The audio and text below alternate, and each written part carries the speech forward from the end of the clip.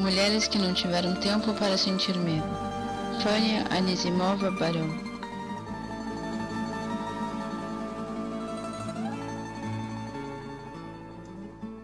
A luta revolucionária não foi feita para covardes ou para aventureiros com predisposição ao martírio. A luta revolucionária exige responsabilidade coletiva, individual, disciplina e convicção do socialismo como o único caminho para a emancipação da humanidade. E essas três qualidades que não faltavam à camarada Fania Baron, que também era conhecida por sua imensa generosidade e coragem.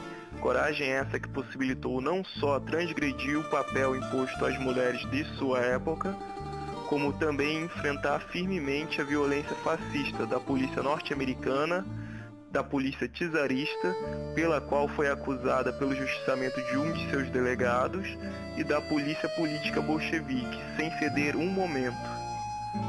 Fania nasceu supostamente em 1887, na Lituânia, dentro dos limites do Império Russo.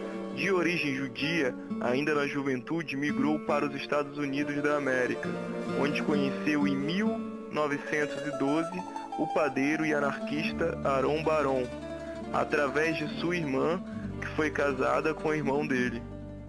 Então Fania passa a frequentar os círculos anarquistas juntamente com Aron, com quem depois teve uma filha. Então conhece grandes nomes do anarquismo internacional, como Lucy Parsons e Jane Addams, e logo passa a atuar incansavelmente na Industrial Works of the World, e é atuando nessa organização que pela primeira vez enfrenta a repressão policial, sendo espancada brutalmente e presa junto com Lucy Parsons e outros 9 companheiros no dia 17 de janeiro de 1915, quando organizavam um evento para arrecadar fundos de greve.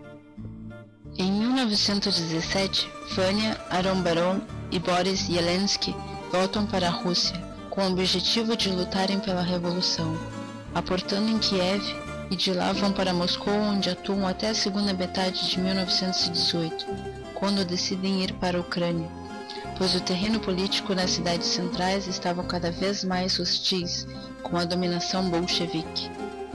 O movimento anarquista se encontrava totalmente confuso e fragmentado, enquanto no sul da Ucrânia o anarquismo era a força política majoritária no movimento camponês, o que garantia naquele período a autonomia dos sovietes por lá.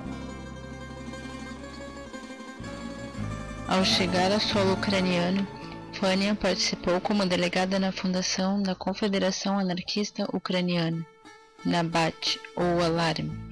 No mês de novembro, e a partir de sua atuação no Nabat, Fania começa a se aproximar do Exército Negro, liderado pelo anarquista revolucionário Nestor Makhno, onde atuou no setor de formação política e cultural, quando boa parte do movimento anarquista na época condenava veemente o Exército Negro e a figura de Nestor Makhno, pois a política makhnovista representava a retomada do anarquismo como dirigente revolucionária, como era tido pelos bakuninistas, contrapondo a concepção anarco-comunista que concebia que o anarquismo como auxiliar da revolução, que era personificado na Rússia na figura e obra de Piotr Kropotkin, que estava em diálogo permanente com os bolcheviques. Porém, dentro do Nabat não era muito diferente, e havia setores hostis aos makhnovistas, porque a adesão a essa política significava uma ruptura teórica e prática com o sagrado anarco-comunismo, mesmo não renunciando à nomenclatura. Porém, Fania, Aron, Volhyny, Ashnov, Olga Rovinskaya e outros militantes do Nabat sempre se comprometeram e atuaram politicamente em conjunto com Nestor Makhno e, devido a essa relação de fidelidade, se tornaram alvos principais da polícia política bolchevique, a Cheka.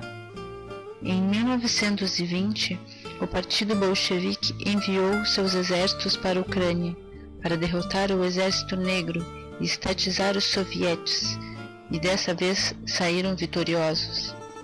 A partir desse período, Começou a caça aos makhnovistas e seus apoiadores, e os bolcheviques começaram a classificar seus adversários em anarquistas ideológicos, propagandistas, educacionistas, todos que não representavam perigo, e em falsos anarquistas, que eram os que com prática revolucionária, aos quais intitularam de bandoleiros. E era frequente a difusão em jornais de afirmações semelhantes a essa de Leon Trotsky. Eles eram apenas ladrões e assaltantes, queimaram o nome do anarquismo. O anarquismo é uma ideologia que, mesmo sendo utópica, deve ser respeitada. Porém, vandalismo é vandalismo.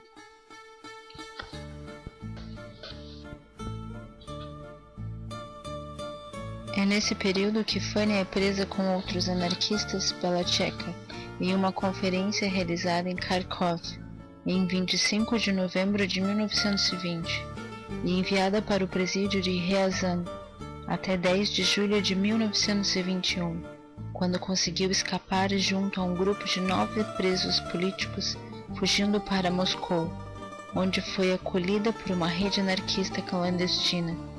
Porém, saiu para arquitetar a fuga de Aron Baron e acabou sendo recapturada na casa do irmão de Aron, que era membro do Partido Bolchevique, no dia 17 de agosto de 1921. Porém, nunca se soube se ele a entregou ou se haviam agentes implantados na rede anarquista clandestina.